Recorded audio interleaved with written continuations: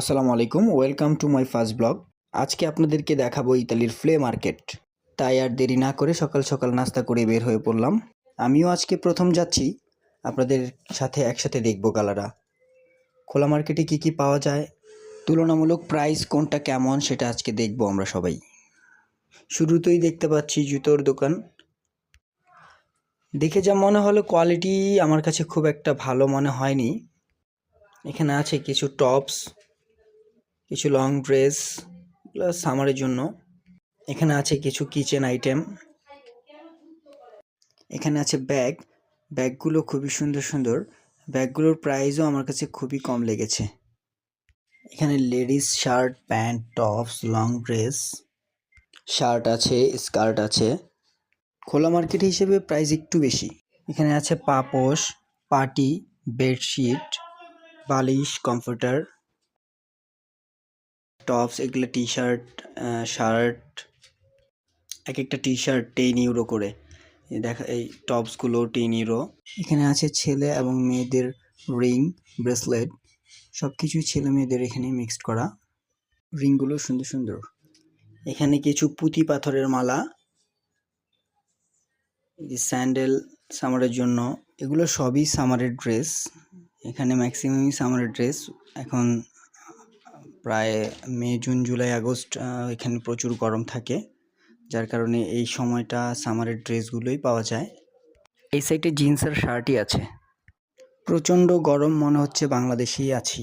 বাংলাদেশের তাপমাত্রা আর এখানকার তাপমাত্রা প্রায় সেম সামার টাইম। এখানে বাচ্চাদের কিছু খেলনা, টুপি, ব্যাগ, তাও প্রাইস অনেক বেশি, 10 ইউরো। যদিও ওদের কাছে এটা প্রাইস কমই, আমাদের কাছে অনেক বেশি মনে হচ্ছে। এগুলো সুগন্ধি আগরবাতি, মূর্তি। এখানে ইলেকট্রিক জিনিসপত্র, ঘড়ি, সবই ইলেকট্রিক, টুকটাক হেডফোন, ইয়ারবাডস, সবই মেয়েদের ড্রেস। আমাদের জন্য কিছুই নেই। সারাদিন হাঁটার পরে এখন পর্যন্ত নিজের জন্য কিছু পেলাম না। সে যেটাই দেখে সেটাই তার পছন্দ হয়, সবই নিয়ে নিচ্ছে। পুরো মার্কেটটাই কিনে নেবে মনে হচ্ছে। আর আমার জন্য আমি কিছুই খুঁজে পাচ্ছি না এখন পর্যন্ত। এদিকটাও জিন্স আর টপস দিয়ে ভরপুর।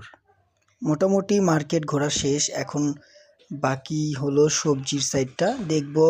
সবজিগুলো, ফ্রুটসগুলো দেখে মনে হচ্ছে এখনই খেয়ে ফেলি। ফিনল্যান্ডে আমি এরকম দেখিনি। ইতালিতে এসে এইখানে যে মার্কেটগুলো দেখলাম ফ্রুটস এবং সবজিগুলো, এগুলো আমরা আসলে ফিনল্যান্ডে এরকম পাইনি। সবগুলো সুপার শপের মধ্যে থাকে আর এত ফ্রেশ দেখিনি, মনে হচ্ছে মাত্র বাগান থেকে নিয়ে আসছে। দেখেন চেরিগুলো কিভাবে সুন্দর করে তাকিয়ে আছে, চেরিগুলো একেবারে তাজা। আমার কাছে সবজি মার্কেটটাই ভালো লেগেছে, সবজি আর ফ্রুটস। মেয়েদের ড্রেস দেখতে দেখতে ক্লান্ত, এখন একটু ভালো লাগছে ফ্রুটসগুলো দেখে। এই যে এগুলো সব চেরি, সুন্দর সুন্দর চেরি। চেরিগুলো প্রাইস মোটামুটি 3.99 ইউরো হাফ কিলো। ফিনল্যান্ডে এরকম বাঙালি ফুডস বা সবজিগুলো এভাবে দেখা যায় না। দেখা যায় এখানে ম্যাক্সিমাম, ইতালিতে ম্যাক্সিমামই হলো আপনার বাঙালি সবজি টবজি সব কিছুই পাওয়া যায়, যেটা আমরা ফিনল্যান্ডে পাই না। এটা হলো ইতালির সাথে ট্রান্সপোর্ট ব্যবস্থা ভালো, এই জন্য হয়তো বা বাঙালি সবজিগুলো আসে বা চাষ করা হয় এখানে। এগুলো দেখে মনে হচ্ছে আমি সব কিনে নিয়ে যাই ফিনল্যান্ডে।